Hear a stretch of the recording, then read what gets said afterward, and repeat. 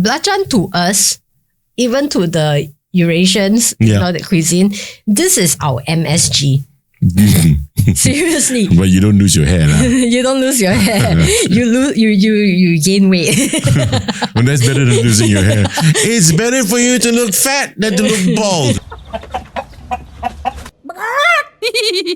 We all have a relationship with food ever since the day we were born. Every human being has a relationship with food. It's either you eat to live or live to eat. And, for a fact, there are a lot of us who really live to eat sometimes because we really love food so much. But this particular guest of mine I've got in the studio, she is, I don't know, I'm going to find out. Does she eat to live or live to eat? Because at the end of the day, she makes sure that you have a great time eating. And we've had, in this particular season on the I Love My Job series, the world's youngest chef award winner. And for the first time, a Singaporean actually won that, and an Asian, Chef Ian Tan, he was here. But that's really fine dining. Today, I have someone also in fine dining, but specializing in private home fine dining with Peranakan cuisine. And Peranakan cuisine is like, whoa, the bomb. I have with me in studio Bibik Lily. Welcome to the show, Bibik Lily. Thanks, Chris, for having me. No, thank you for being here. Thank you for being here. I want to ask you, why Peranakan? First of all, tell everybody, what is Peranakan cuisine? What is Peranakan cuisine? Actually, I think it's important to know what is Peranakan. Yeah, let's go there. Let's go there. Right. So, Peranakan itself, we are considered the Straits born. Yeah, the Straits born, right? Locally born. So, we are usually the traders from China or even from India, and then they come through the Straits of Malacca, right? And even like Penang area, and then they settle down. And intermarried. And then there's a fusion of culture and food and ingredients and stuff like that. And that's how the Peranakan cuisine comes about. Right. So like the Indian version, they got the Chetty Malaccans. Yeah, you got the right there. We are also Peranakans. Exactly. Then you have the Chinese one. So I think more people are more familiar, or they tend to regard the Peranakans as the Straits Chinese, but we also have the Chetty Malaccans. Sure. Yeah. I am Eurasian. Yeah. I'm raised Peranakan. Right. My mom is pure Peranakan. And I've been raised on Peranakan cuisine, and I'm hopping on the opportunity to really bring this out into the open, and also to bring Peranakan culture and Peranakan cuisine out to the open. But this is the I Love My Job series, so it will also be interesting for people to know, how someone like you have transitioned into what you do today. But before we go there, what's your earliest memory where food is concerned? My earliest memory. Yeah, you and your relationship with food. Okay. Actually, my mom said I'm a very fussy kid. I would only eat chicken rice, white chicken. Right. Which is just the chicken thigh and cannot be chopped. Okay. Cannot be chopped. Yeah, I must rip it off like that. Talk about fine dining, man. Okay. And then and fishball noodle. All right, but I always have to have it with tanhoon, and I was like, only fishball with rubber band. That's how I used to call it. That's a transparent rubber band. Yeah, the transparent rubber band. Okay. Then after that, I think slowly, I love prata and chicken wing, and then growing up, every time you walk home, you can smell the food that your grandmother is cooking, and there's always something very easy for the kids. Right. And it's always like corned beef or something. But that's okay. That's your relationship. So that's with my food. Relationship, where as a consumer, like many of us, right? There's anybody out there on the freaking planet. But the point is that when they start cooking in the kitchen, was there an influence for you? Definitely. Okay. So I tell this to all my guests who comes to my house for private dining. Okay. Like how I started cooking. Right. Is I was very naughty girl. I didn't do well in my studies. I don't like to study. Right. Okay. But I like to hang around in the kitchen. I mean, okay. I mean, it's a normal kid, right? I mean, like me, I can't say I love to study. I mean, who the hell does? Okay. There are those who do. Yeah. Fine. There are those who do. But I mean, most kids who would say I would be hanging around the freaking kitchen. They'd be somewhere gallivanting or something, going watch a movie. I'm not allowed to gallivant at 5 years old. Okay, you're going as far back as 5. Okay. But then, but like in a very typical Peranakan household, it's not like my grandma is the one who does most of the cooking. Okay. My mom is the one who helps out. Right. But it's not, but because like back then, family are like, you have different aunties that comes together and each one bring their own specialty dish. Right. But there's also a time when they gather in the kitchen and they gossip. Okay. Right. So it's typical Peranakan very style. Typical, right? So you talk about this neighbor, that neighbor, whatever. And all the gossip comes out. Yeah, all the gossip comes up. Right. But I mean, being 5 years old, I have no idea what they're talking about. But I love being there because you hear the different noises, the energy, you smell the different stuff. And of course, if you're just sitting there not doing anything, they'll make you do work. Right, but when Peranakans cook in the kitchen, there's this thing we always say, so the wangi. The fragrance, the cooking fragrance. And it's so marvelous, isn't it? Yes. Even if it's a mishmash of different dishes being cooked at the same time, that fragrance, that wangi is so amazing. Yeah, and talking about wangi, it brings back that memory. I find that you don't get that now anymore. Like, when you come home from school, you will walk past the neighbor's house and then you smell the food. Right. And then it's dinner time because the smell, not everyone's cooking, You don't get that anymore. Really? Don't you find that? I don't know, man. In my neighborhood, I do. Oh. I got great neighbors. I've got Malay neighbors. Wonderful. And sometimes when they cook dinner, right, I tell you, I come back home, I go, I want to have what they're having, man. I mean, there's still this thing, Malay homes. Yes. Well, of course, my mom's household, when I used to live with her, before I got married, and coming back home, it's like, oh wow, the smell. Right. On Saturdays, especially when you're at home and you're in school, right? School on that day as a kid, or even throughout my teens, and you can see mom is preparing something in the kitchen and it's driving me up the wall, man. Just that simple fried fish with turmeric, and you're like, whoa. And all you can think about is garing, not the fish. It's crispy. Garing means crispy, okay? And it's so marvelous. So, okay, you started in the kitchen. There were a lot of bibiks around, I suppose. Yes. Your grandma, your mom, and probably some other ladies as well. Yes, correct. Okay. Okay. Yeah. And I think that's how it all started. And then you started prepping in the kitchen and stuff. Yeah, they gave me the tombok. It's like, do your work. Yeah. Which brings me to this part here. I mean, that's the reason why I've got this t-shirt on. It says Belacan Gila. Hey, I want this t-shirt lah. Actually someone gave it to me actually. It's very I got to go find out where the person got this from. Yeah, it's pretty comfortable too, this t-shirt. But Belacan Gila, let's talk about belacan. Belacan, according to my late dad said in the English name for belacan is Malaccan cheese. Actually, there's belacan not just in the Malacca. It's like the whole Southeast Asia itself has their own version of belacan. Okay. Yeah, but yes, we do. You can pretty much call it cheese. But every time people go to Malacca, I remember even, for Peranakans, right? If someone says, hey, besok I'm going to pergi Malacca, that means tomorrow I'm going to Malacca, right? Yeah. And they'll say, hey, boleh beli belacan? Yeah. Okay, so ask them to buy belacan back for them, right? So it's Malacca is still the go-to place for belacan. And where else in Southeast Asia do we find belacan? You can definitely. Well, good question. I mean, a lot of it comes from Indonesia as well now, and from Penang as well. Okay. And then if you go to Thailand, there's a lot of belacan there too as well. But of course, they call it kapi. GAPI or KAPI. Right. But we all have very similar ingredients. Yeah, but for the Peranakan people, I mean, for people in Peranakan households, it is unheard of to have rice without any belacan, man.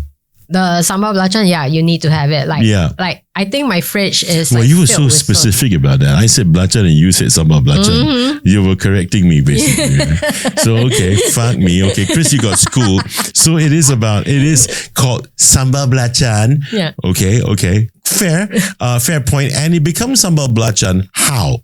We have the mortar and pestle. Yep. right? We call it tumbuk. Yeah. And then there's this part where you pound it and you throw salt in it and then you squeeze lime in it Yep. and then you add some chili in it. Yep. And then you pound it. Then there's the other version where people don't have much time, or the younger modern generation, I would think, will have a blender. Yeah. And they chuck it all in the blender. Yeah. Now, between the two, because I'm belacan gila, which I know which one I like, but since you are the expert here on this cuisine, just tell us which would be the ideal kind of belacan, sambal belacan, to have on our dishes. You mean between the tumbuk and the Yeah, lah, blender? between the tumbuk and the blender. I think anyone who loves their sambal belacan would say the tumbuk one is the best, right? Right. But in reality, ideally to make it conveniently is with the blender. Yeah, well, sure, ideally. Yeah, but if in you terms want of taste profile. but you want taste profile, Yeah. then it's definitely the tumbuk, okay? Because I know you're going to ask why, right? Okay. And I wonder how she knew I was going to ask why. Obviously. Okay. I mean, if you think about it, when you're smashing the ingredients, like every single ingredient, we don't put everything into one vessel and you start pounding away. You Right. put one ingredient after another. Right. So you put in like the lime leaf and you whack it. And when you whack it and it's grinding towards on the stone, you're actually releasing the natural aroma, the essential oil of the lime and everything. And Essential the texture oils, is, yeah, it is. Okay. Right. But when you blend it, Wait. blending it doesn't. I mean, okay, what's the difference? You pound it. Oh, sure, I can understand logically. Oils will come out. You can smell it. But when you blend it, doesn't the oils come out too? It's cutting it. So you're actually releasing liquid like water. So you'll find that when you blend, it's more watery. You know, the onion and everything is more watery. But when you pound, it's different. You release aroma. That's why when you smell after, you can try. You blend with blender and you pound and you smell. There's a big difference. Really? Yeah. Okay, now, and the only difference I can sense in this is because now I know when I go to my neighborhood tzuta stall and I ask for belacan, it comes out two ways. One, it is red, really red. Two, it's wet. Wait, bright red or dark red? Bright, kind of dark red, but more to the bright side. And it's watery. Yeah. So that's blended. Yeah, it can be blended. And it's more chili in that thing. Yeah, sometimes it's more chili. So it seems to me that the Chinese actually prefer to have their belacan that way. I can't say whether Is it safe to say that? No lah, I don't think so. Why? I think it's a perspective thing. I think like if you're talking about you're going to eat at the zicha and then you get the belacan, do you really think they made it themselves? No lah, they bought it lah. Yeah lah. So whoever bought it mass produced also must blend. So lah. it comes from a mass produced central kitchen. Right. So obviously the recipe and everything is Okay, a now little she's bit making me different, look like a freaking idiot. Okay. No lah. Sure. Right. No, on the But other not to say that there's no good one. There are really good ones out there. Okay.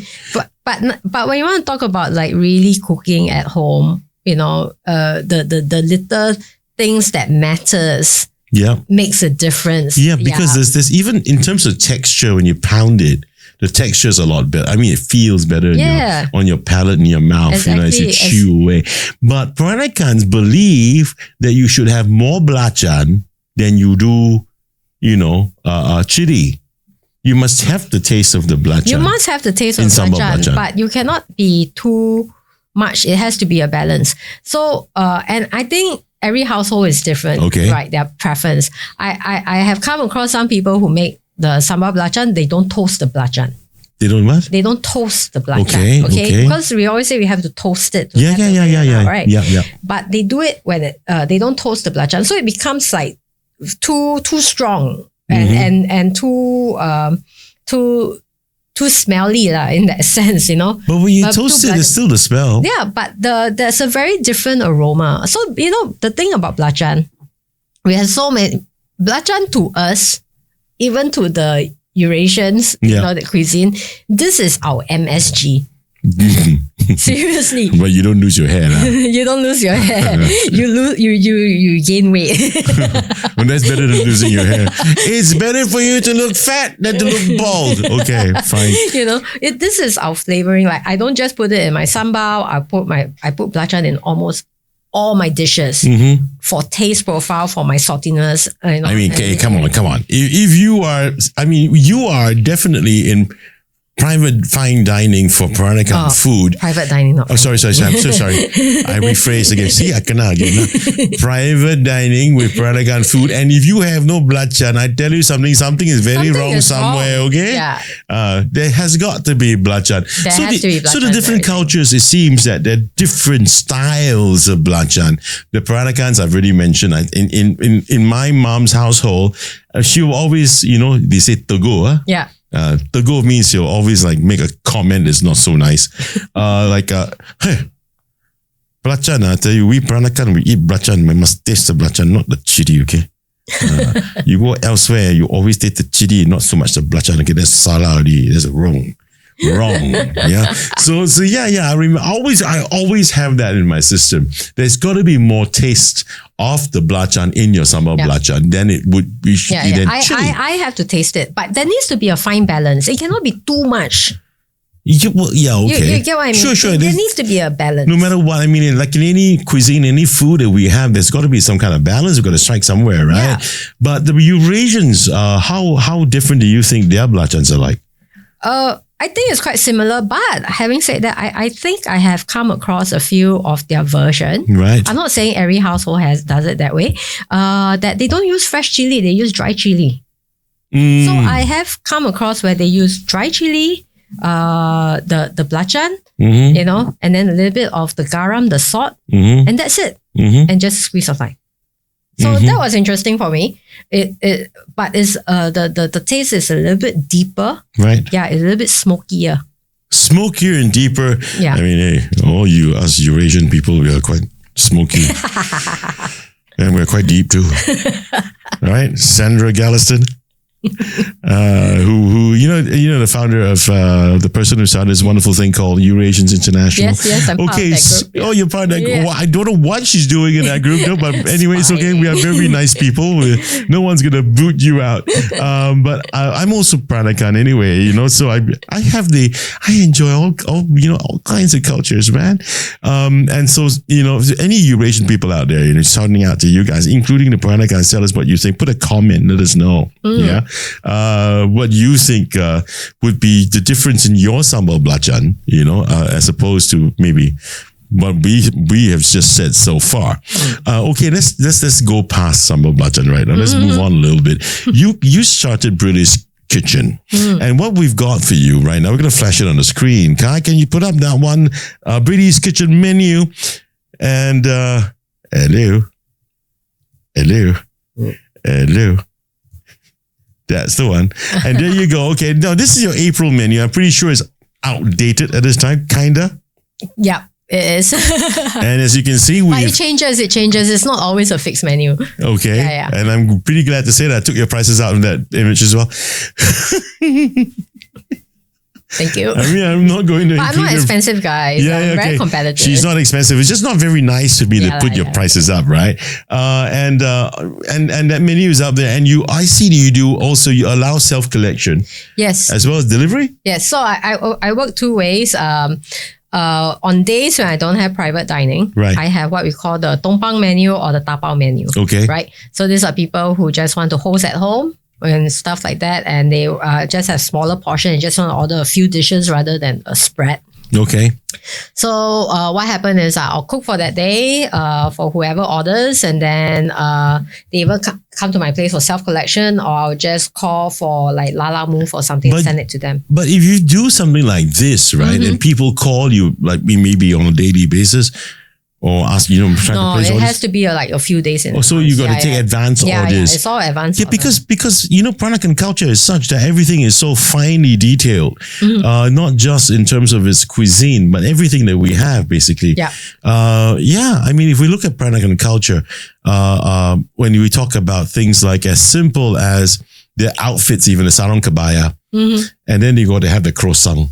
Yeah, right? yeah. And it's also intricate, including the jewelry they wear is intan, it's gold shavings, but it's a craftsmanship in crafting designs on these things. It's always so fine. And kasut manik, the beaded sandals and the designs on it and how tiny and intricate it would be. Very intricate. Very, very intricate little beads that you sew into a flat sheet of cloth. Yeah. My mom used to do that.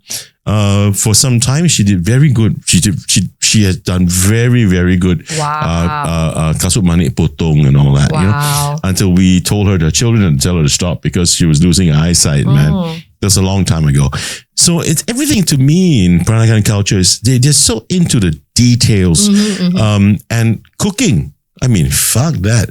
We talk about cooking. I mean, Peranakan dishes is so finite in terms of, hey, we got to now put this and then we're going to put that and then we're going to put that and then we're going to put this, and the preparation time. So when you take orders like that, you got to be advanced. Yes, has to be advanced. It's got to be a killer, man. You're doing all these things. Yeah. And then you're doing it yourself. Yeah, I'm doing it myself. So you can imagine like my menu just now you saw is probably about 8 or 9 dishes. Yeah, that's quite a lot actually. So I'm actually doing this all on my own. Oh, fuck me. You must be a bit local. Quite local. Yeah, man. Not a bit, okay. Quite local, not a bit local, quite local. Since we're talking about details, I know for a fact because my poor mom and my goodness, we cannot do without this, especially during Chinese New Year. And sometimes she goes the extra distance. She makes sure that we have it during Christmas as well as Chinese New Year. And that would be, can't get ready to flash those buggers up. Buah keluak. Yes. Yeah. Well, here we go. Leave that picture there. Now, buah keluak, can you tell everyone here, for the uninitiated, poor thing, you people don't know what the hell you've just missed or you've been missing, man. Buah keluak, can you tell everyone what is buah keluak? Well, okay, so this is the quintessential dish for the Eurasians and the Peranakans. Hell yeah. Yeah, like we need it on every single table and we will compare it to every single family or every restaurant. We'll compare like shit, no? We are so judgmental, I tell you. Terrible, man. Terrible. The minute we sit down, the food come, we already look at it. All the thoughts going through. Like, man. I go to any Peranakan house and say, go buah keluak. Oh, thank you so very much, buah keluak. And then they say, Then we're like, why this one not? Why is this one so red? Why this one so black? Why this one also much oil?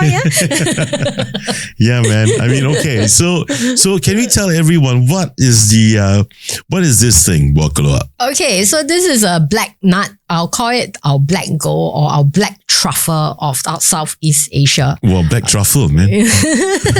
I'll rather have this anytime, okay? So the flavor is a little quite earthy.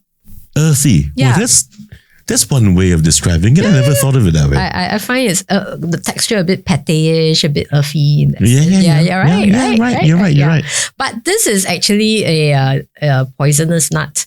It's a seed from a plant, and I cannot pronounce the name. So maybe Kai, you want to Google what fruit does this come from? Well, that was a very fast Google, Kai. Okay.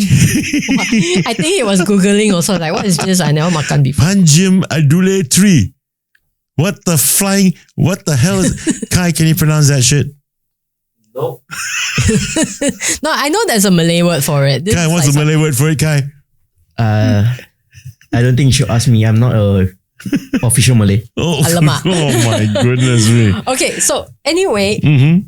okay, so whenever I tell this story to my customers, right, there's something that astounds me. Yep. This nut is known to be poisonous. It has the seed itself is poisonous. It has cyanide. So my mom's been trying to poison me for a long time. But somehow they already cracked the code of how to leach out the poison and make it edible, right? Right. And I always wonder, how did they even find this out? Okay. So the ones that we get in Singapore are usually from Indonesia. Right.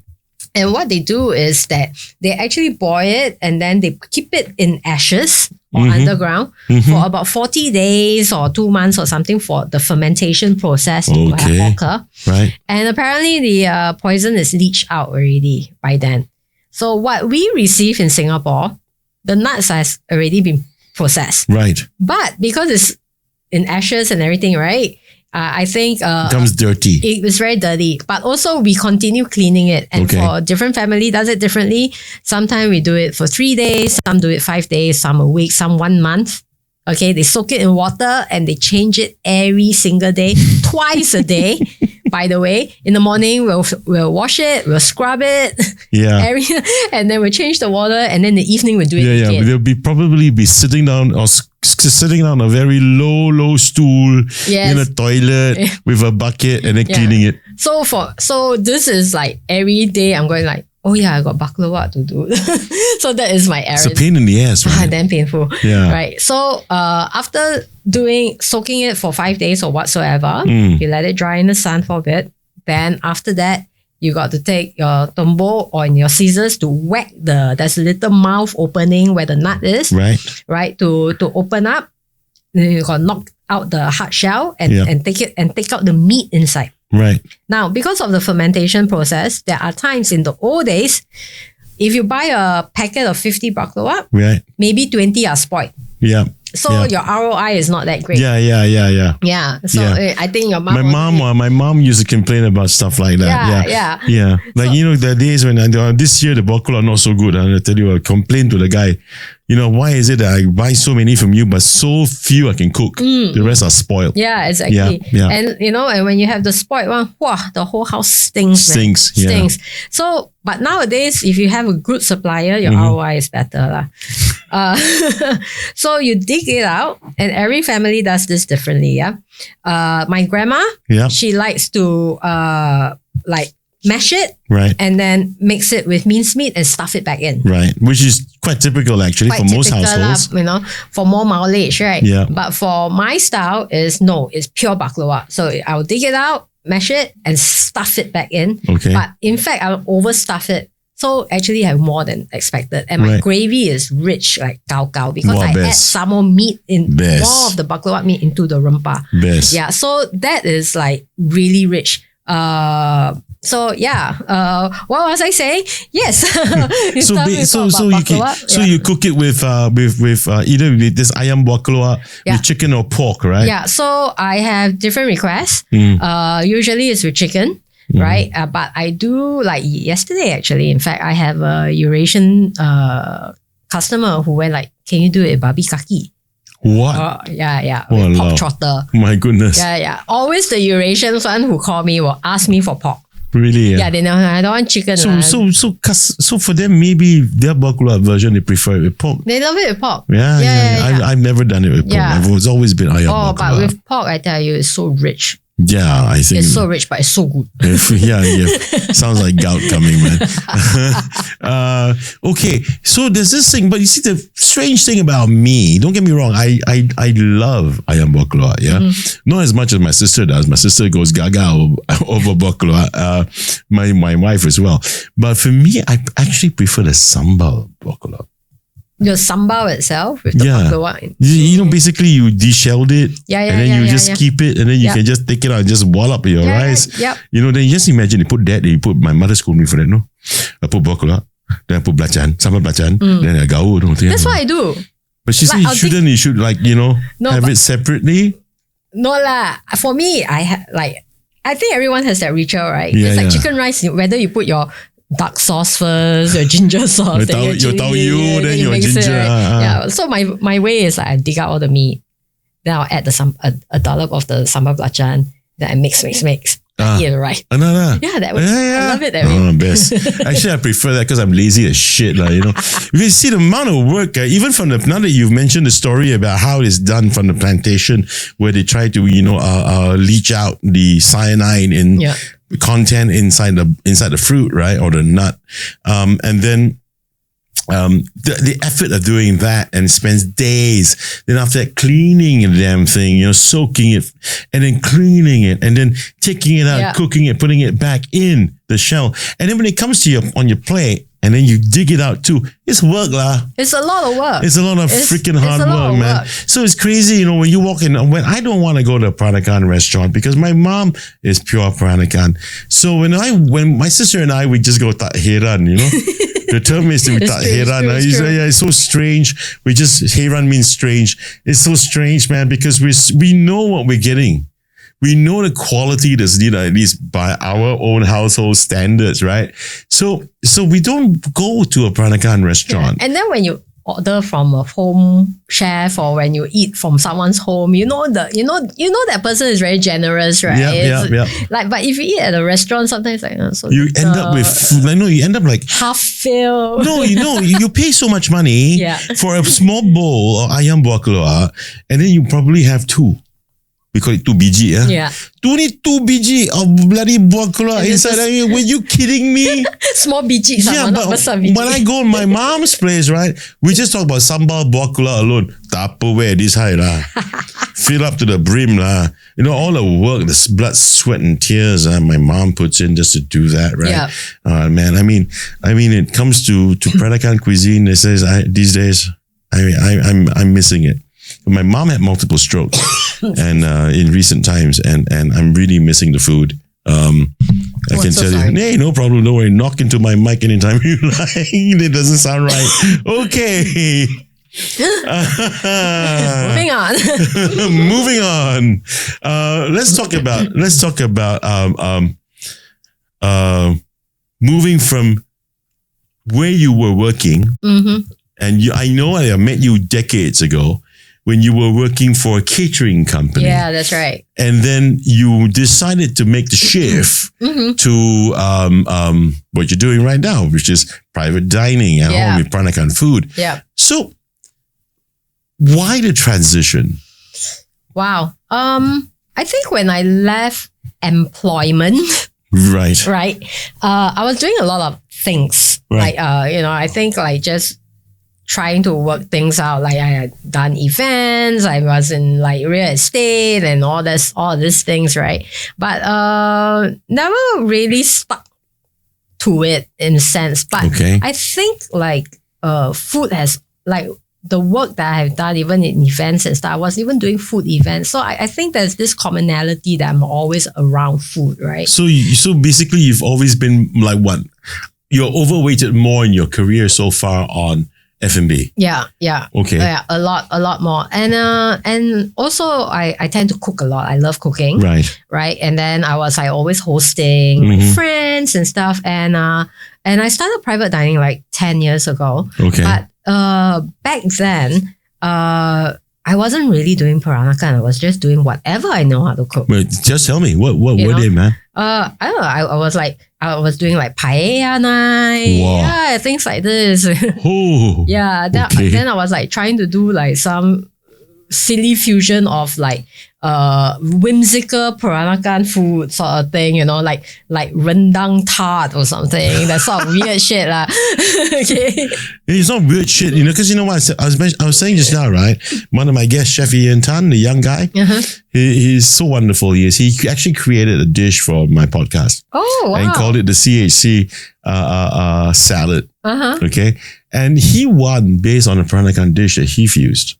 Oh, wow. Yeah, he won that and he beat everybody. Wonderful. In Monaco. Yeah. Wow. Yeah, wonderful, really. And it's I think Peranakan food, even for the uninitiated, once they try it for the first time, they're going to love it. The taste profiles are just exploding. Your flavor profiles exploding in your mouth. Exactly. Yeah. And I think, when you really look at Peranakan food is like the Creole of Southeast Asia. The Creole? Yeah. Wow. Wow. I mean, I'll put it this way lah. Okay, that's interesting. Right. I've never looked at it that way. So, but you, again, coming back, you were working, you moved to this, and after that, social circles got you cooking for social circles. So I was cooking for social circles. I was cooking a lot. I was like trying different stuff just to see, how this goes. And then, but it was really just because I enjoyed hosting. It helped when back then I was renting this black and white house, so it was a perfect place. Oh, really? Yeah. It was a perfect place for hosting. Yeah, for sure. Yeah. Then it came to a point that friends were bringing their own friends. And I'm like, Bei paiseh. Yeah, bei paiseh, really bei paiseh one. Fuck, man. And then to a point they were like, hey, but at least there are a few people who are paiseh. They were like, hey lady, I think we should start paying you. Like, you think? Okay. And people started paying you. Then people started paying me. Okay. But I didn't want to put a price to it because I wanted to know how good it is. So I So you started, didn't set your own value or let them set the value. me. Okay. Right? But as things moved along, I'm like, why am I trying to pursue cooking Ang Moh food? That's not me. Okay. You know what I mean? Like, who am I? What is it that really drove me to cooking? And I also remember like my first memory of how I was like really cooking Peranakan food was actually when I was living in Australia. Okay. Yeah. So when I was like living in Australia, and back then, everything was IDD call. Remember that? Yeah. Right? Yeah. And Freaking expensive damn shit. freaking expensive. I used to call my mom, hey ma, you cook rendang, I cook this. Or I tell In you, Australia, Yeah, Peranakan food, you're trying it out there. because I was craving for it, right? Okay. You Okay. cannot- For this for yourself. You yeah, it mean. was for myself. But Right. of course I got housemate, dorm mates and Right. stuff. Sure. You know, so what happened was, I tell you, my phone bill cost the flight going back to Singapore, Oh, man. gosh. Oh my goodness. Just to find out about how to cook this, how to Just cook that. cook certain dishes. So Yeah. obviously that I think that is my initial spark Right. of wanting to cook more of Peranakan food. Wait a sec. Let me just go back a little bit. So you started cooking, okay, for friends. And then, of course, in Australia, you were exploring more into your culture. Yeah. Which is Peranakan dishes, right? But when you were working Yeah. during those days in the F&B arena, Yep. were you ever in the kitchen? No, I was in front of house. I was doing a lot of operational events. So you've never been back a house. I has never been back of house. I'm all self-taught. And then fucking hell, then you start your own F&B thing at home without having had any experience at all in the kitchen of any establishment you worked for. But having worked in with F&B, Yeah. you tend to see what the back of house people do. You tend to communicate a lot with them as well. Yeah, but you need to understand. Yeah. But if you worked in the back of house and you worked in front of house and you have all of that encompassed, right? I mean, did it help you to plan, say, your COF, cost of food, COG, cost of goods, Yep. in your current business? Did it help you? It did, because being in F&B for so long and also having run restaurants, Right. I had to look at Oh, you ran restaurants. yeah, not my own restaurant. But you ran restaurants. Yeah, lah. so I do need to have an understanding of cost over goods and sales. That those- explains some things. So Okay. those are things that How critical do you think that is? I mean, very critical. yeah, because you know, Yes. I've dabbled.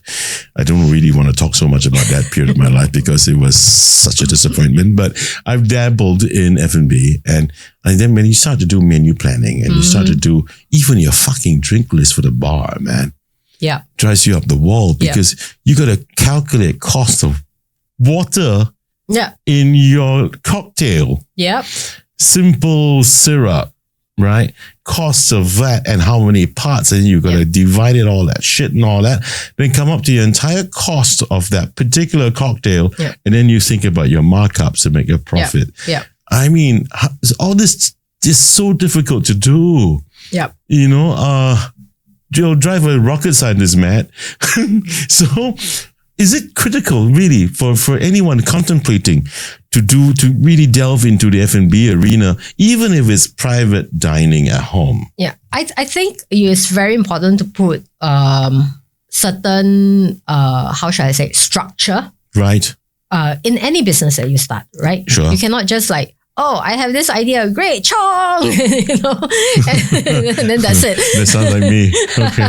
Yeah. You do need to have some thoughts and do some calculation. I mean, my prices has changed like over the years because of food prices and stuff like that. So Inflationary you know, costs, so you need to do that. Right. In a very typical restaurant, your food cost should be around, in the past, should be like 25% or below, right? Wow. Yeah, your food cost. Okay. But of course, because of the rising cost of a lot of things and also people's appetite of whether I'm willing to pay that much. Right. Sometimes I have come across restaurants, they'll go around 30 to 40%, but that's a very dangerous line that they're working with. Yeah. Because they have other overheads, staffing, rental and everything. Yeah. Now, in private dining, I think like for myself, I do dare to take the risk to be at around that 30-40%. Because I don't have rental to pay. And you don't have staff? I don't have staff. You mean you're handling this all by yourself? The only time I have staff is during private dining. I will hire a part-time helper to come and clean up the house for me. And I also hire someone to help me to assist me in the kitchen. Okay. Yeah, but that cost is very minimum for So me. it's negligible. It's negligible, but I mean, if I add that, then it becomes like 50 to 60% of my overall cost. Right. Including the food cost. Right. So planning your menu is also very important. Okay. Like you don't want to be like slamming all the expensive ingredients and everything as well. But then the beauty of Peranakan food, I think like of our Southeast Asian food is we make great food out of the cheapest things. Okay. Like think about it. Like if you make a rendang, you use the toughest cut of the meat. You do? Can we flash the rendang on the screen, please, Kai? Hey, it cannot be you using rib eye, right? No. I mean, call me an idiot, man. I'm useless in the freaking kitchen. Okay, so rendang. Yeah. You use the toughest part of the. Yeah, you use the shin. I mean, shin is not cheap anymore. Or you use brisket, or you use chuck meat. There's a lot of muscles and tendons. Yeah. That's correct. what you need because rendang means slow cook. You need to cook it long Until enough. it's tender. All the sinews are tender. Everything melts away. Become very jelly-like. So those are things that you are making, and really our components of our rempah are all cheap ingredients. Then why the fuck do when I go buy rendang at say a nasi padang store, it always costs so much? It's the labor. So okay, but it's slow cooked. It's slow cooked, but the labor is for the freaking cooker, man. No way, man. Not the cook, the cooker. But you know what's the irony? You complain about paying for a rendang that takes so long to cook, all the gas and all the tumpu and all the effort. Oh, I struck a chord. But we are willing to pay $30-40 for a piece of steak that's just been grilled. Hey, that is the expensive part of the cow, man. Come on, man. You're not talking about taking it off with the shit. No, I'm only kidding. I'm just being an asshole, okay? Okay, fine. It's so fucking expensive. But you just told me it's the cheap stuff that you got to use to cook this up, man. No, I mean, you can, right? But at the end of the day, you still also need to calculate how many hours are you putting in. Okay, so let's say, for example, you're cooking up rendang. How long does it take to do that? Well, just this dish alone, to make the rempah and everything, 1 hour. The whole thing, yeah. To cook the whole dish, 6 hours. Okay. Yeah. All right, moving on. Since we're talking about food right now, and I'm getting fucking hungry, can we flash up that wonderful asam pedas?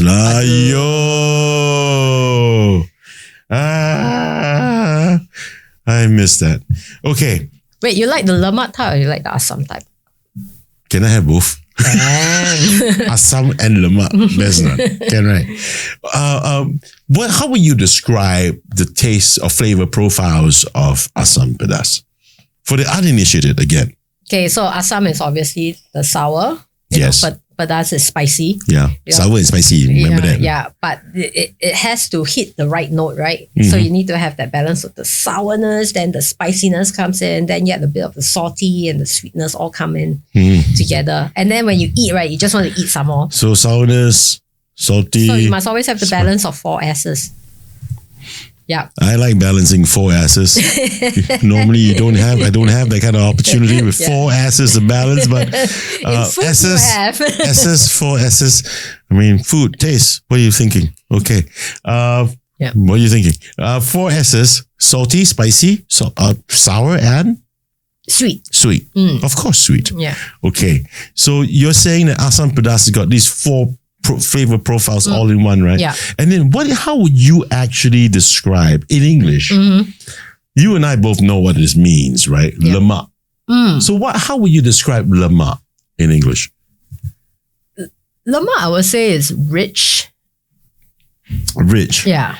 So lemak is this rich taste. Yeah. Okay. Yeah. But when we say lemak in Asia, or rather here, okay, in Singapore or even Malaysia, we're looking at lemak means we normally would think what conjures in our heads would be coconut milk. Yeah. Right?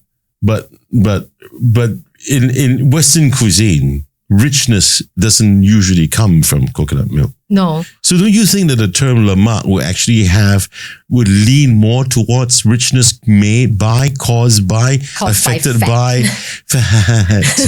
Okay. Lots of fat. I want to say coconut milk lah. But in Asia, not really what. We don't really make our cuisine out even, doesn't matter whether Peranakan or otherwise, we make it rich because of fat. Yeah, but We don't want, don't we? It's more coconut milk. But it's the flavor, the food, the fillingness of it when you put it in your mouth. Correct. Yeah. It's more coconut milk, isn't it? Not really fat. No, not at all. Yeah. But there is high fat content in coconut milk lah. Is there? Yeah. Okay. Here you go, Chris. You're an idiot, right? Okay. I mean,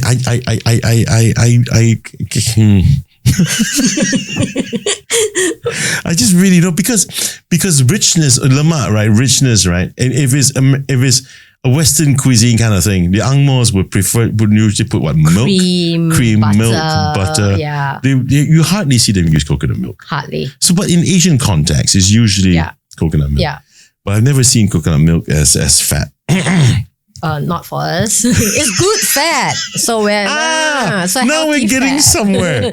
That's what I was waiting for. The one thing that I find that a lot of people actually love to partake would be the small little tiny cups of Kueh Pie Tee. Okay. This dish. Now let's talk about Kueh Pie Tee, okay? Any tips you want to give anyone out there about Kueh Pie Tee? If they decide that I want to make Kueh Pie Tee at home, any tips? They just want to make the filling, or they want to make the tea shells? They want to make everything lah. Okay, filling is easy. But pie tea shell, lots of patience and lots of practice. Yeah, okay. A lot of practice. Even I don't make a perfect kueh pie tea. I'm still learning. I don't think anyone does a perfect Kueh Pie Tee lah. I mean, if you can get 70% of the entire, bunch of these cups that you actually, you fry? Yeah, fry, you right? fry. Yeah, you fry, kind of perfect. You're damn good already lah. Basically, right? Make sure but one thing for sure, you got to keep doing it so that your mold is seasoned. Oh, okay. Yeah, because if your mold is not seasoned enough, then you will never get a perfect kueh pie tea. Once it's seasoned, I tell you, it's seamless already. Yeah, but the thing is that Kueh Pie Tee, when you come out and when you bring it out, there are a few qualities that you look for, right? Yeah. It's either you cannot be, according to my mom, you cannot be too thick. Cannot be too thick. It cannot be too thin. If it's too thin, it gets soggy at the bottom and everything falls out, right? Yeah. So it's really an intricate thing to do. Yes. Then there's the bangkwang, right? The turnips. Yeah. Turnips. Jicama. What? Jicama. Angmo calls it jicama. Angmo? Which Angmo calls it? So I thought turnip came from the Angmos. What's jicama? their turnip is different. Right. So our turnip, right, mangkwang, is their version of what they call Okay, jicama. so you're telling me that our turnip is Chinese turnip from China?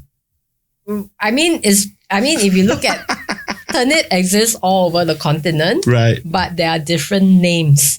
So in the States and South America, they call it jicama. Jicama. Yeah. Yeah, jicama, your backside jicama. Just call it bloody turnip, okay? 2 syllables versus 3 freaking syllables, crazy Americans. So when I used to have a little Jicama. live stream and then I actually wrote the recipe there, I had people from the States Yeah. who wanted to cook and got their version of turnip, which is actually radish. And then they had, Wait. So it's radish, For them, it's radish, but it's not mangkwang. For them, their turnip is jicama. So you're going to specifically tell them jicama and not turnip. Yeah.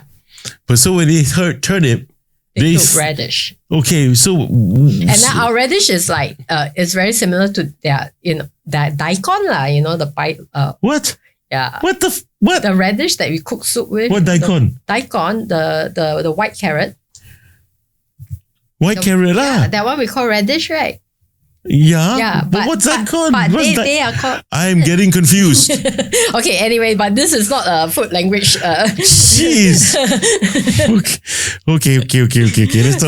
Let's talk about Kueh Pie Tee again. So to make that thing, the implement is so interesting because it's this L-shaped thing that comes down with a mold there, right?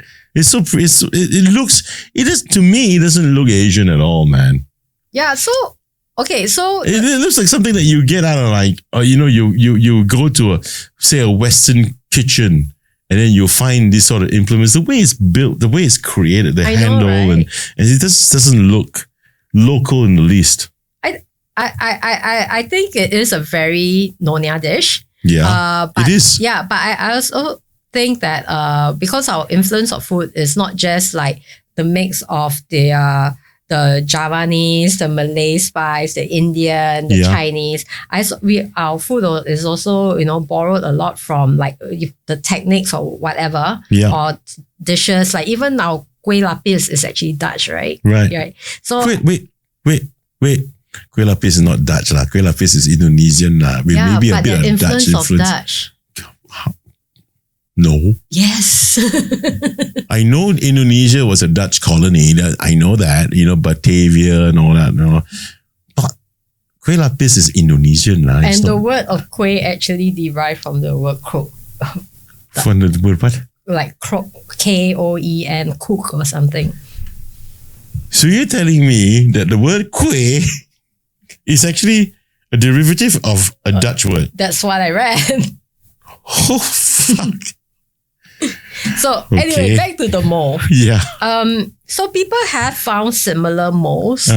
If they travel to Portugal or to Spain or to the Netherlands, they have found similar molds. Okay. Yeah, that they use for their cooking. Which they hold this way, right? Yeah, they hold and this, they dip it in. That's the thing, you see. So when I love watching cooking shows, by the way. So when I watch some cooking shows, I always see them. It looks like so familiar. They're holding implements where they're cooking stuff. Then they're making all these cute little tartlets. Yeah. And they got this L-shaped thing. Yeah. And I say, hey, Kueh Pie Tee, the thing's also almost the same. So could it be that there had been some Western influence on Kueh Pie Tee? I think for the shell, yes. Right? But for our filling, it's more Hokkien. Okay. The filling is Hokkien. The filling is in the turnip. Yeah. But the flavor. Wait. The flavor. When they put the bangkwang turnip inside the cup, right? Is how you prepare the thing. Yeah. You put it inside. Then you gotta put sprinkle garlic. Or you put also, hang on.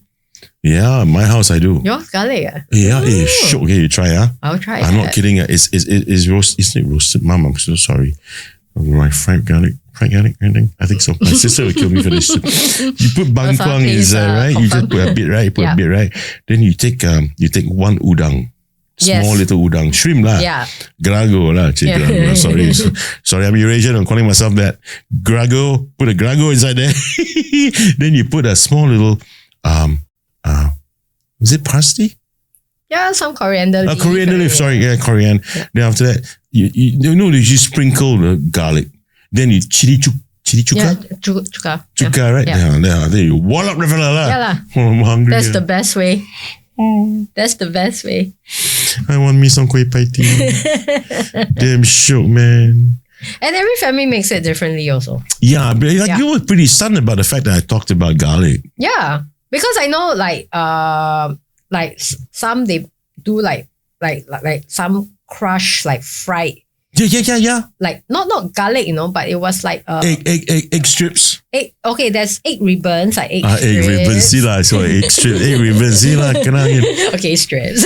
No, but I forgot about the egg strips. Yeah, we put the egg strips as well. Then I do know some put not nuts, but it's like fried. It's like little fried dough that became very, very crispy. Oh, is it? Yeah. Well, that one I don't know. I do know that we dump in the gut. Wait, you're right. There's this fried something, which is like, crispy, which is like fried flour. Yeah, right? Correct. And then mixed with garlic. It is mixed with garlic. I didn't know about the mix. So together with the garlic, you just sprinkle on top. Okay. It's quite short. I tell you, being brought up in an Asian family, I think at least in Southeast Asia as a Peranakan or Eurasian, right? Like when your parents or your grandparents don't give you recipe, you study the art of agaration. But you do know, come on, you get the older folks, who will tell you, there is no way, even my wife says this, she's a great cook. Those of you who follow my socials, I know a lot of you salivate and you see my wife's cooking, which I always proudly present on my Facebook wall.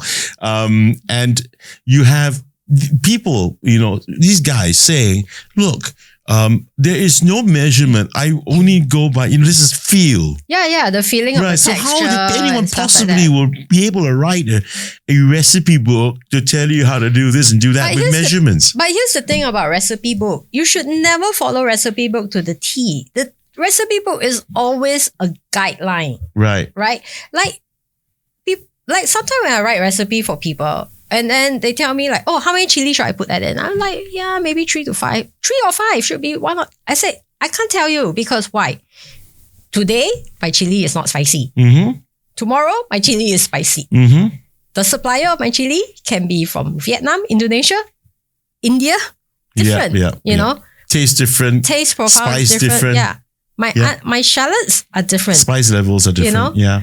If my shallot's from Indonesia, it's nice and fragrant. Mm-hmm. But if it's from China, it's very watery. I tell you so something, it doesn't fry properly. I tell you something.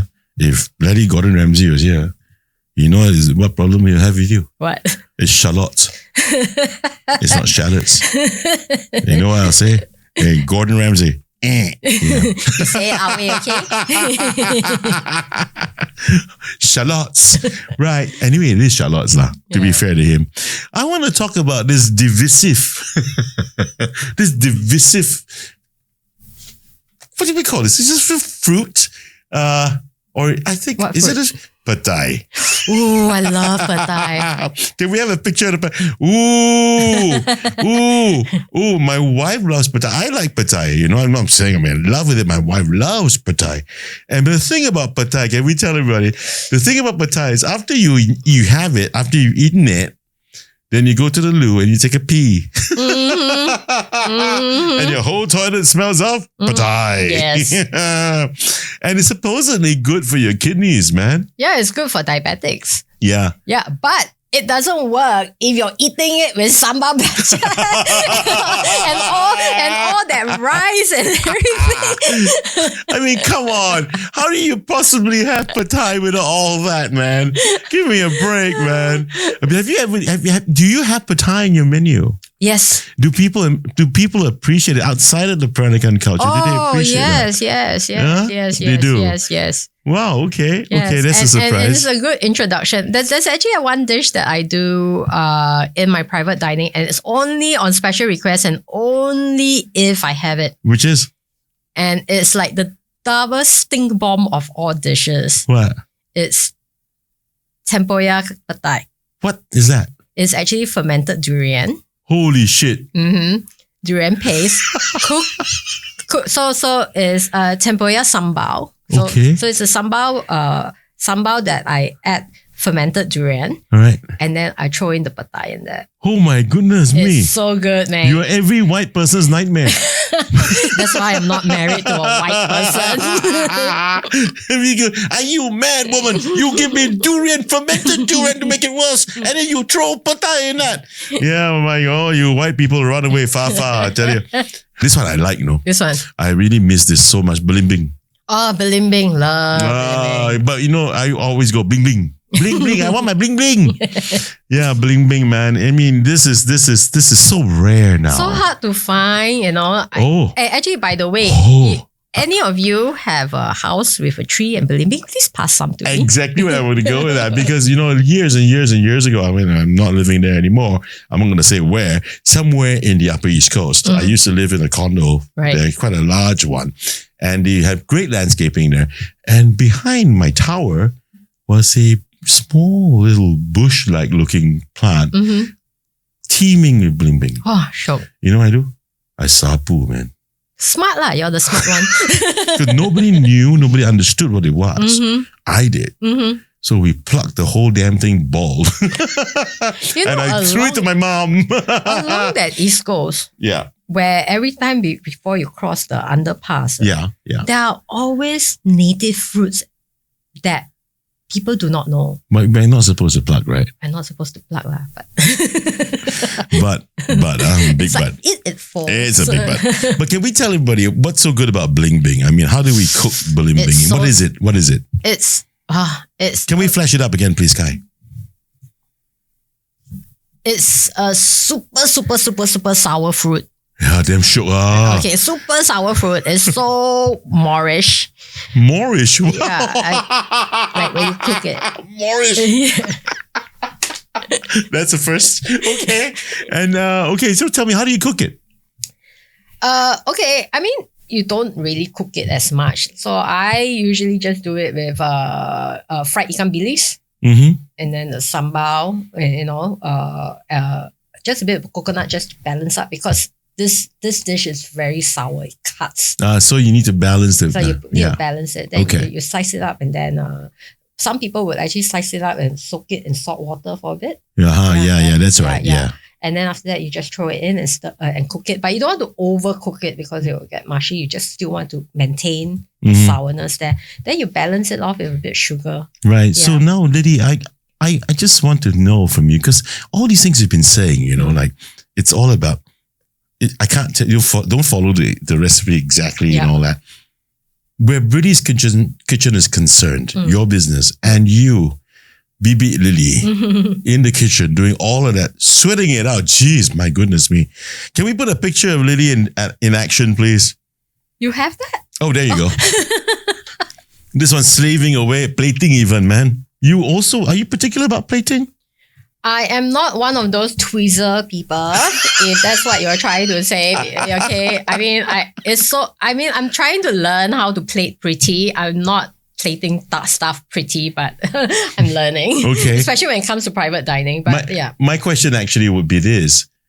Brily's kitchen, Bibik Lily, in your dishes that you have, is there a secret weapon? Do you have something like, I have something secret with me that I will not share, but I have one that will make my dishes or my service even better than most? Okay lah. I mean, This is cliche? It's very cliche. Oh, come on.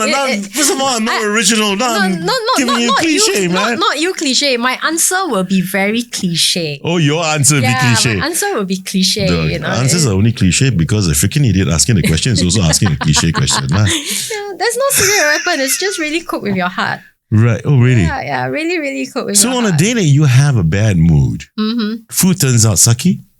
Sometimes. So is there any truth in that freaking old wives' tale? No, there is. Really, yeah? There is, seriously. There have been, like, if I'm in a bad mood, I'm in a hurry, or I'm not well, my food actually don't turn out the way I want it to. Okay, so one day, for example, you have a party of 8 coming over for dining. And then today, for some reason, Bibik Lily is having a real foul mood. She's in a foul mood. She sends a WhatsApp message out. I'm sorry, guys, we have to postpone this to maybe tomorrow because I'm in a bad mood and food's going to suck. That's not going to happen, by the way. Oh, Chris, you're in so much trouble after we say cut. All right. So there is no secret weapon. It's basically, it's your heart and joy and passion that you put into in whatever you do in the kitchen. Exactly. And I think when you cook, you realize you do know that you are cooking for people. Okay. And when you want to cook for people, you want to cook the best. And, I don't think I'm the best chef or the best cook. I just like every time I cook, I taste it and the next time I cook the same dish, I want to make it better than the last one. And that's what it is. I think that's a principle or philosophy that any chef who has passion in their cooking and whatever cuisine they do, that's something that they have to carry with them. Okay. I like to play a video now. Kai, get a video ready for me, please. Oh, no, this video I found. No, you posted this video, man. Let me bring that volume down. The hostess to the mostess, man. So, because you're not just not just a chef. You should also be the host, right? Let's just play this. Just give the people some time to see what British Kitchen is doing.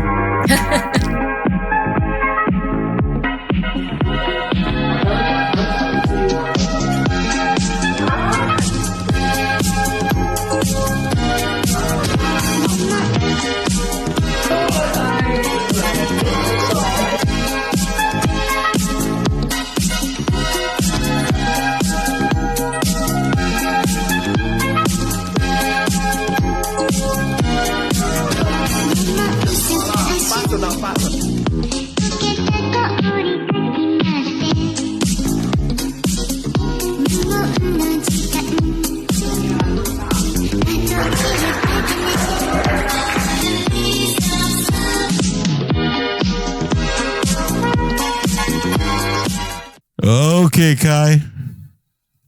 That's about the size of it. I saw nasi ulam on that thing. Yes, that's my signature. And I saw pad thai being cooked as well, man. I mean, that's your signature, nasi ulam. Yep. Ooh, wow. Yeah. You know where I get my nasi ulam fix? Wow. Now you're going to tell me about that one. No, Jalan Tokong. Tokong. No, Jalan Tokong. Yeah. Shout out to Colin. Yeah, that's where I used to get my fixes. Yeah, the Belacan Chendol Yeah, guy, yeah, right? correct. Colin. Yeah. Hey, Yeah. Colin. Yeah, so he sells ulam there. So, hey, hang on. She does ulam too. Yeah, man. I mean, cool. So, hosting. How do you host people when you're in the kitchen all the time? Wow. Tiring. but you have to do it. So basically, like when it comes to private dining, it takes a lot of planning Right. ahead. And this is to anyone who's thinking of going into private dining, right? You must always think ahead of how much we call it the mise en place or your preparation ingredients that you need to prepare way in advance. Right. And dishes, like I think what's good, unlike certain dishes which needs you to do a la minute cooking. Right.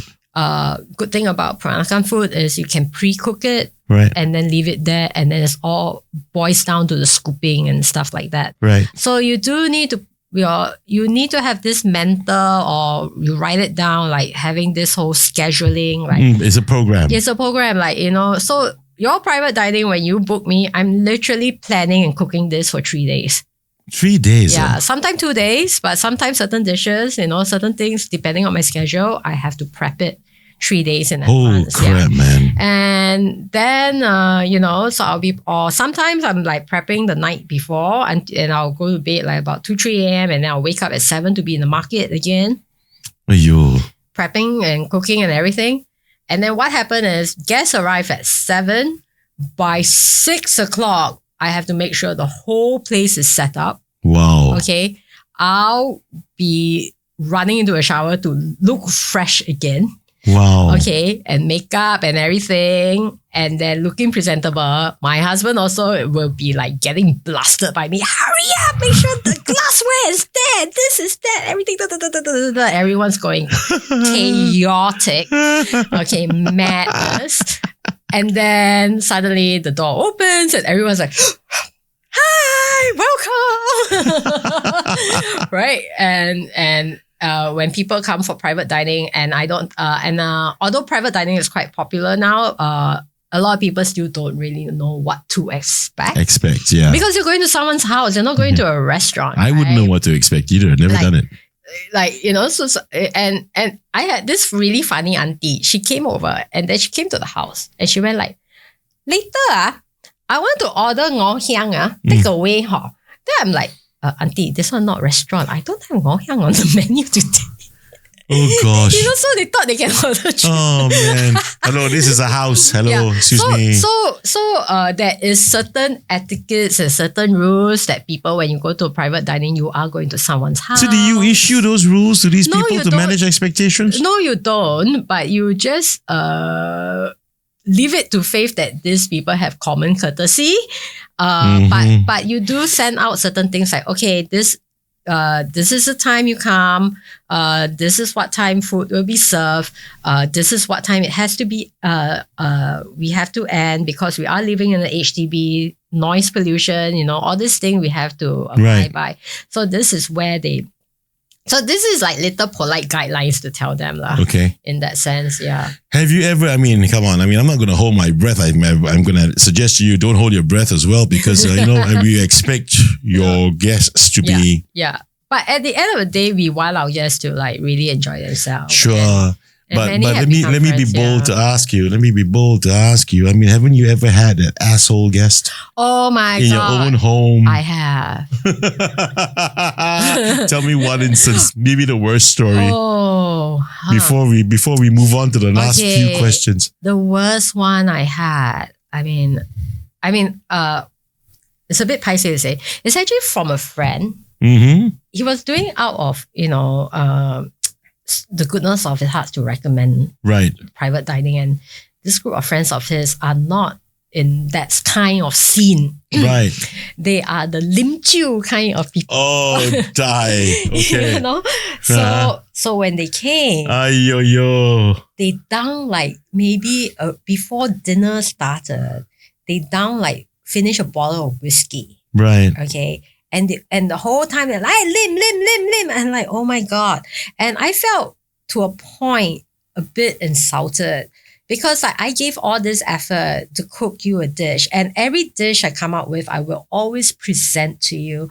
Because private dining is not just about, like in a restaurant, here's a food park. That's it. Yeah. You know, the chef comes out, dedicate their time, the whole night for you. It's for you to appreciate. To let you know how the ulam is made, Right. why we make it, what this dish is. Right. And you do all that. You present I do all that. this. I tell you how long my rendang has been cooked for, how the process is, so that at the end of the day, you're not just eating food for the hell of eating. It's about you having more mindfulness, knowing where your food comes from, knowing how much effort is made into this food. It's like really educating you to appreciate food. And they weren't, because they were drunk. Oh dear. And don't you have a fear for safety in your own I did. home? I actually had this guy was so drunk, he collapsed on the floor. He was lying in the middle of the living room. Oh gosh. And puking. Oh gosh. And I was like, this is a nightmare. I don't even want to continue this dinner, but I had to. So that was, yeah.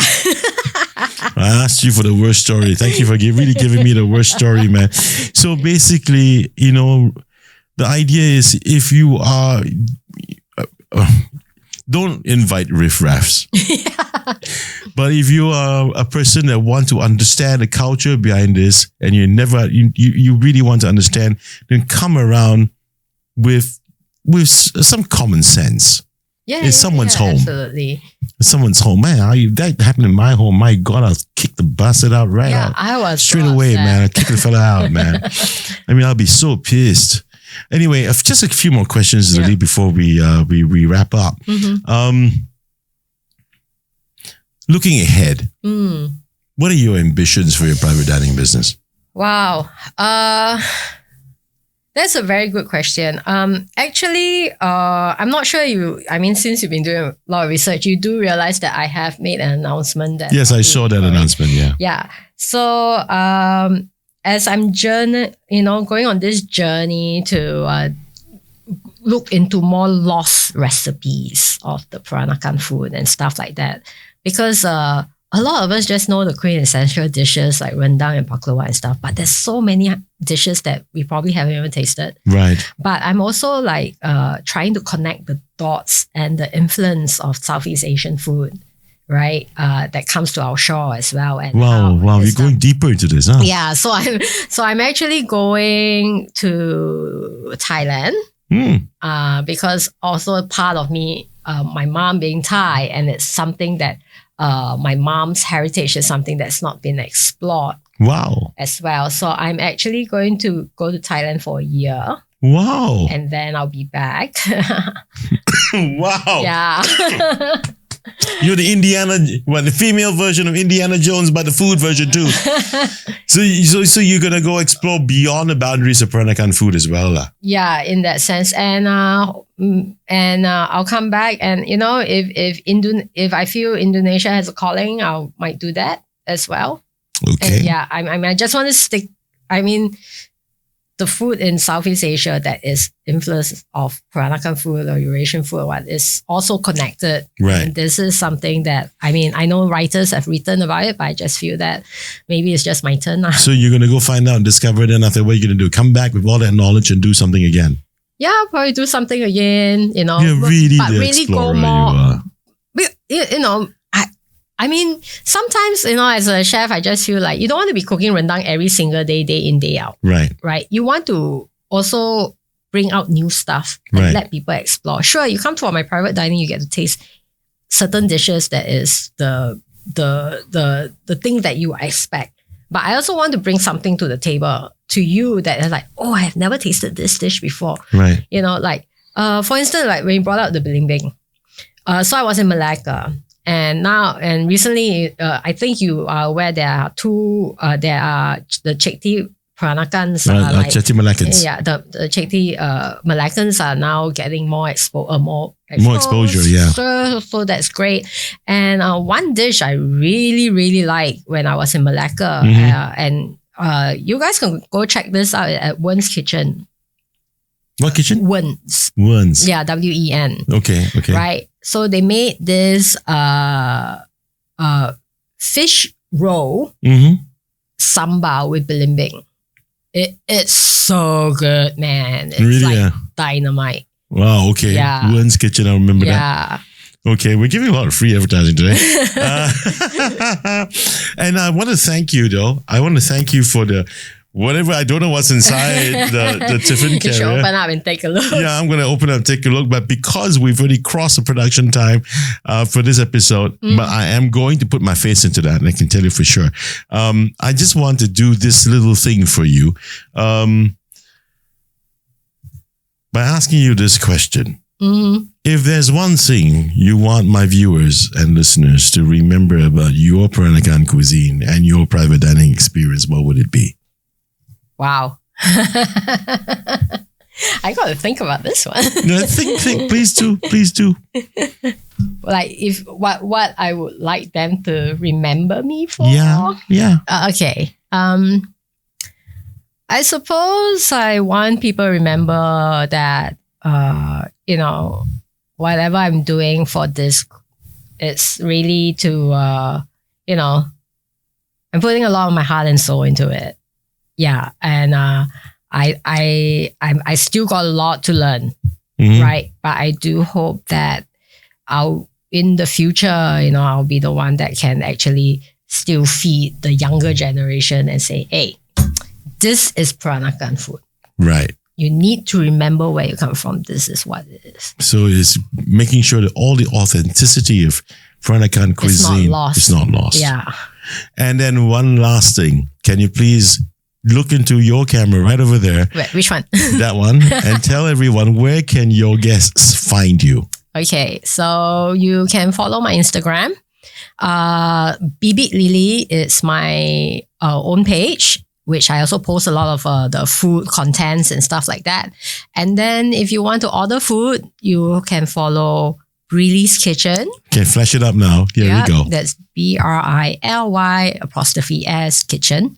And that's where every single week almost every single week, I will post out menus, or you can DM me for private dinners and orders, whatnot. Yeah. Awesome. Even if you're watching, you're from Indonesia, I know I got a lot of you guys who are my subscribers there, and from the Philippines. When you come around to visit Singapore, drop Bibik Lily, a DM, and then go to her place. Yeah. You got any Taiwanese? So far, I don't know. I mean, I'm actually going to Taiwan, guys. So if you guys want to, just drop her a DM, okay? And try it out. Try Peranakan cuisine in Singapore in a HDB flat. I mean, it'd be really, really nice for you guys if you come here as tourists. And you've been watching the Chris Hansen Conversation, and this is one of our episodes for our series, I Love My Job. And I've had the pleasure of having Bibik Lily with me from Brily's Kitchen, private home dining, and Peranakan cuisine at its finest.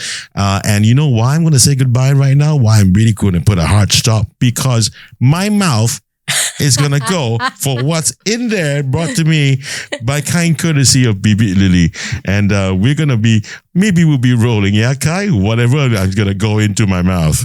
Yeah. And until next time, people, please stay hungry, but make sure you scoff something great down your gullets. I'll see you soon. Bye-bye. Bye.